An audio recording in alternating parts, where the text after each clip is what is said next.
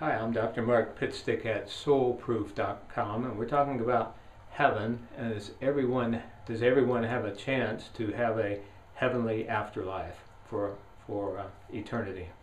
And we're saying yes, that's the case, and it's more a question of realizing that heaven can be experienced here, now, and always, versus getting there someday. There's an old story where a student asked his teacher, help me know about God. I want to know God. And so the teacher said, fine, let's go out in this pond.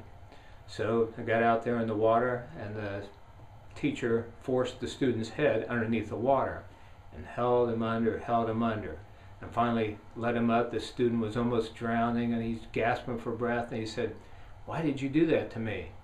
And the teacher said, when you want to know God as much as you wanted your breath, you'll see him instantly. Well, it's the same way with heaven. When we're awakened, when we're enlightened, we realize heaven is here right now. It's a state of mind, a state of consciousness. Now, other cultures, or lots of cultures, have built-in reminders about this. In our town, we have a Thai restaurant, and a wonderful woman from Thailand greeted me one day, and she bowed and said, Sawadee. And it reminded me of the word namaste from India. And so I asked her, this word sawadee, what does it mean? She said, hello.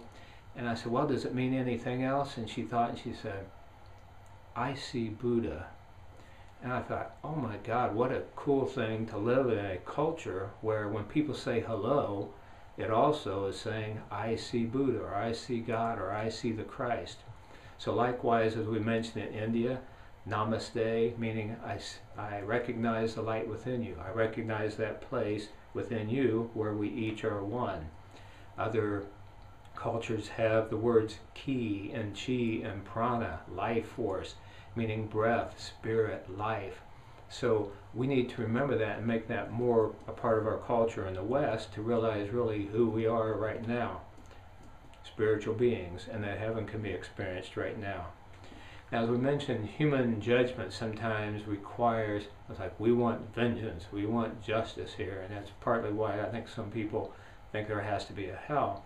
But you know, also in the Bible it says, judge not lest you be judged by the same judgment.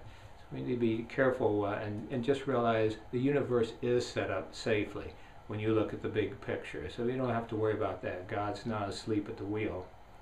So heaven is a moment-to-moment choice that we make when we truly desire it, when we ask for help, when we take the highest paths in life at each turn, and when we remember how life is set up. I'll never forget hearing the near-death experience story of Reverend Howard Storm, a very agnostic person before he's a minister, not a very nice person, and almost died. And his his near-death experience rather, was fairly hellish, and he felt himself attacked by dark creatures, and because he had no religious beliefs, no spiritual beliefs at all, so he was truly in darkness. But at the very worst of that, when he said he felt his life force ebbing from him and thought he would cease to exist, he just said, God help me. That's all he could think, God help me. And as soon as he did, a pinprick of light appeared in the distance and then came in closer and closer with a bubble of light which encased him and then took him to the city of light and healing. Well, that's the way it is for all of us. So remember, the longest journey starts with that first step. So for each of you, think about these things and begin to increase your relationship with God, your experience of heaven on earth now, and letting your light shine brightly. Be sure to visit us at soulproof.com. Thank you very much.